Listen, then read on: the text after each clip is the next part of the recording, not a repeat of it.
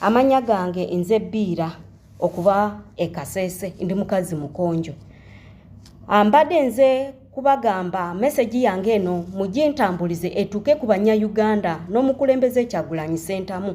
Ekiri mu makomera kitokota nga sikisanikire. Message eno nagifuna ku baana abaava mu makomera.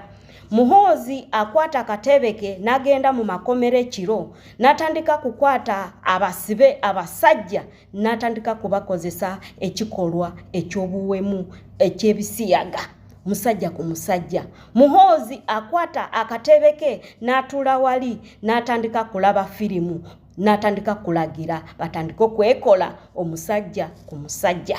Muhoozi ekyo kye kitambula mu makomera. Nabasibe abakazi nabo ekikolwa kyekimu. Muhoozi mutabani wa Museveni tibaha